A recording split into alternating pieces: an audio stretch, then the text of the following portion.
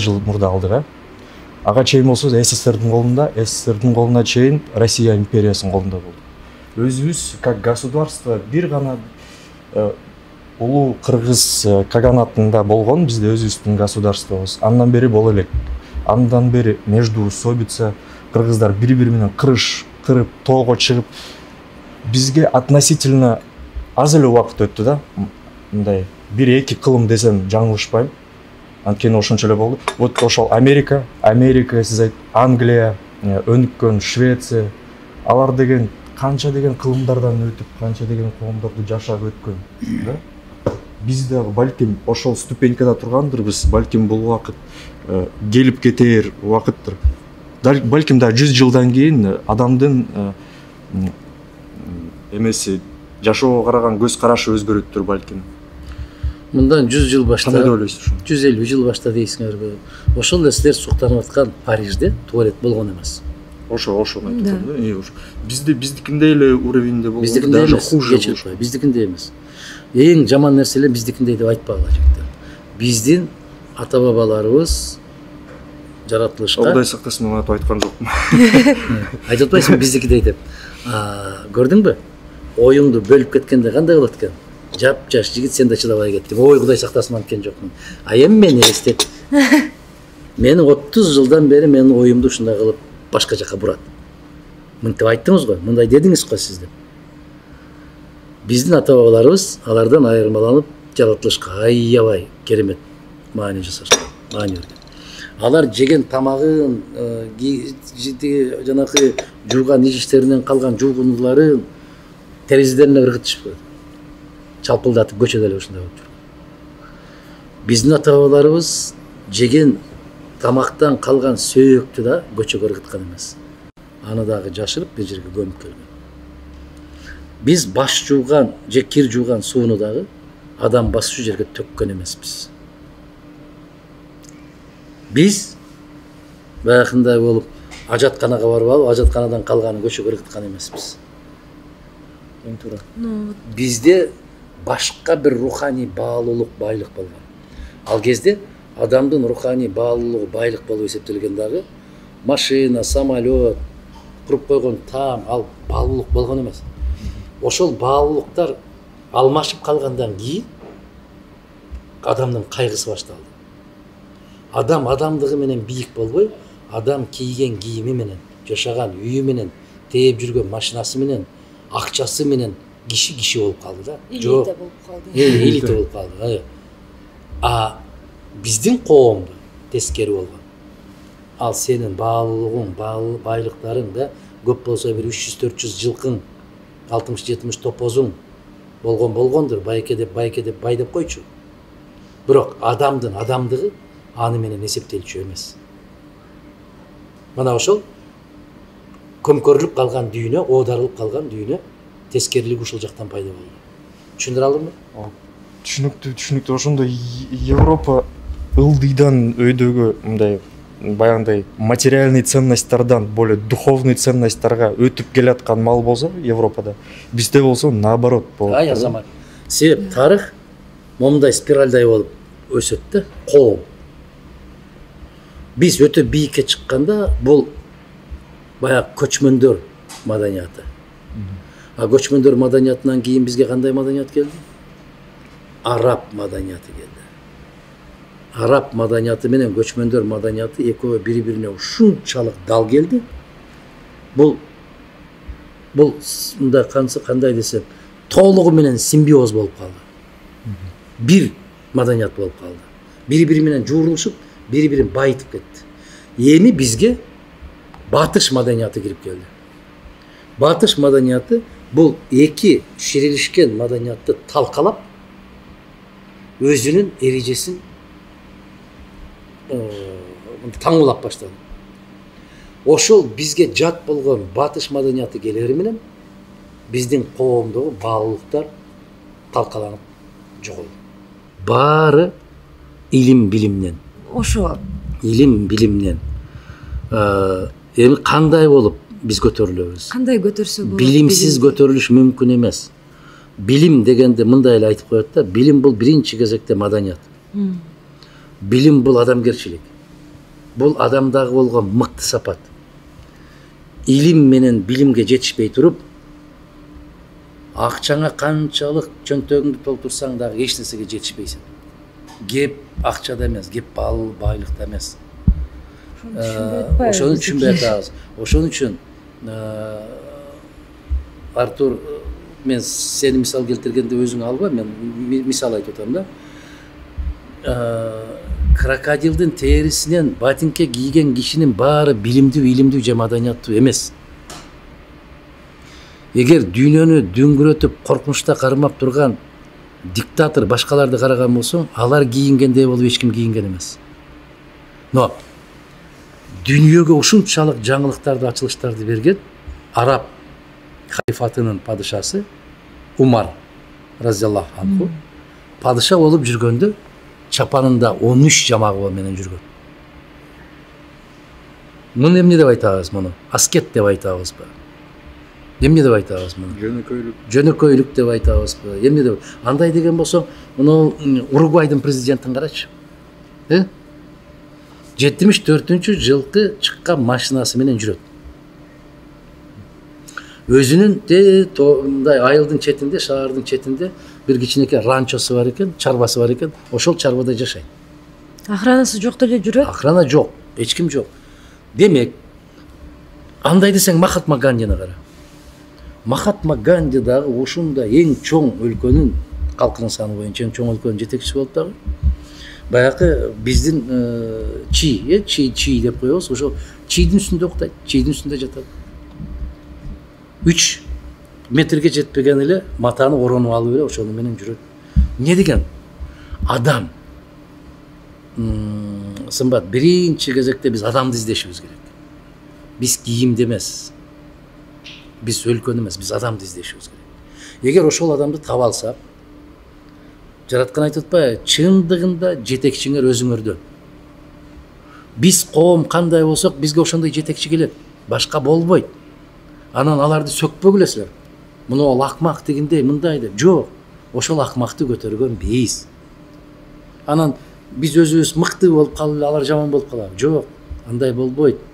Баары бири-бири менен байланышкан. Демек, биздики азыркы коомдо, азыркы деги эле жер планетасында билимди жан багыш үчүн колдонушат экенги да, көбүрөөк менин түшүнүшүм боюнча. Бизнес кылып алды. Бизнес кылып алды. Оказывается, билимдин үстүнө билим кошуш үчүн колдонуш керек экен да.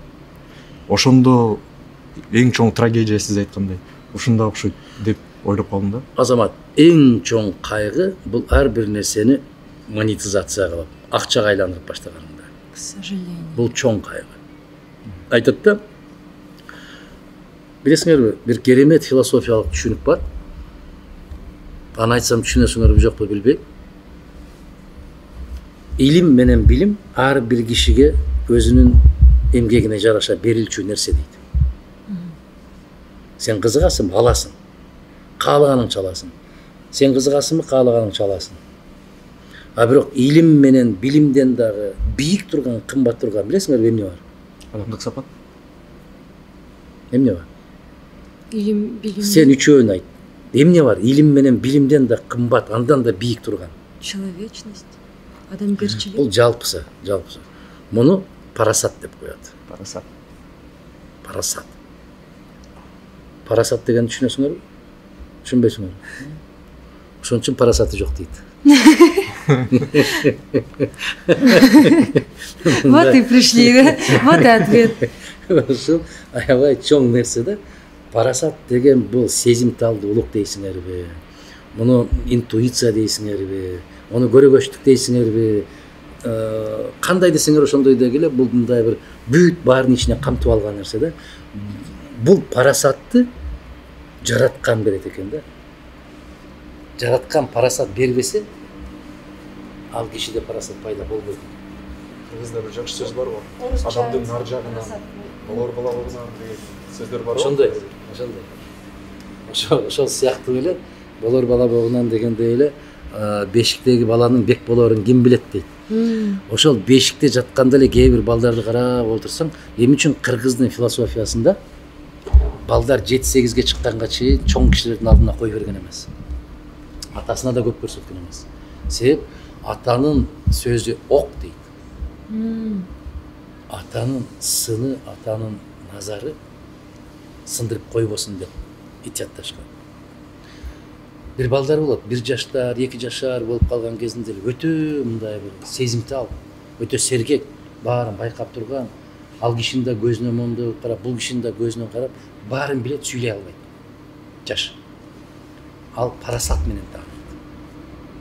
Акыл менен тааныйт. Анда илим жок, билим жок. Ошол парасатка билим аркылуу кээ бирки парасатсыз туулган адамдар келе алабы? Жок дегенде жакын боло алабы? Жок. Это, как говорится, дээринде болот, да? Азамат, Это к этому. Азамат, дээринде бар дейт да. Муну китеп менен ала албайсың, муну илим билим менен ала албайсың. Аны менен кругозорду аласың. Аны менен кругозорду. Кандай кылып мисал келтирсем? Бир падыша болот да. Бир падыша болот, ошол түш көрөт экен. Түш көргөндө түшүндө бүт тиши түшүп калат. Мен да ошондой түш көргөм. Тиши Коркунучтуу түш. Түшүп калат дагы. Анан ошол падышанын сарайында эң илимдүү, эң билимдүү кошоматчылары дагы бар, акыл кошкон кеңешчилери дагы бар, баары бар. Акылман инсандар бар. Ошолордун баарын чакырып эмне кылат, бирок бирөө да тирүү калбайт, баарын башына алат. Себеп жаман кабар.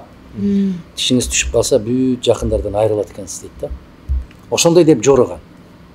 Акылмандын бүт баары, китептерди окуган, сен айтып аткан билимдүүлөр. Анан бүтүндөй шаар кайгыга түшүп, ыйлап турса, бир дербиш келет. Бир 70-80ге чыгып калган дербиш келет, таягын таянып алып, билесиңби, калтасында бир сындырым наны жок. Аябай кедей. Келип мени киргизгилечи десе, жанагы жан сакчылар айтат да. Аксакал, жолуң менен кете берчи дейт. Акылдуулардын акылмандары кирип, тирүү чыккан жок бул жактан дейт. Жок, мени киргизгиле, ушул эптеп отуруп кирет. Кирип жанагы жактан падышанын чапанын кийип чыгат. Эмне деп айтат ал? Падышам, кубаныңыз дейт. Кубаныңыз. Эмнеге кубанат? Жараткан сизди ушунчалык жакшы көрөт экен, бүт туугандарыңызга караганда сизге көп өмүр бериптир дейт. Ал жалган сүйлөдүбү? Жок. Чындыкты жашырдыбы? Жок. Кызылдай чындыкты айттыбы? Айтты. Бул логика менен айтты. Мына ушуну парасат деп коет. Анын билими жок. Ал китеп окуган эмес. Туаса. Бизде ак сөйөк деп коет го. Туаса. Ар жагынан берилген. Бул кирди да падыша суранып атат, жалдырап атат. Менин кеңешчим болуп бер деп. Жок. Алишер Наваи деген акынды билесиңерби? Билбейсиңер. Я знаю, что в Казахстанда улица. Жок, Алишер Наваи деген биздин ушул Борбордук Азия чөлкөмүндөгү Звезда Востока деп коет. Көрдүңөрбү? Дүйнөлүк адабият, маданиятка салым кошкон кишини билбейсиңер. Бардык жерде билет. Шекспирди билбейсиңер. Шекспир деген билбейт экен. Сону айтып атпаймынбы? Шекспирди билесиңер. Эмнеге? Кемчонтойлук, өксүктүк. Молдо кылычты билесиңби? Жок. Молдо кылычты. Жок. Уккам. Бирок Молдо Нияздычы. Жок. Билбейм. Байрамды билесиң. Байрамды билбейм.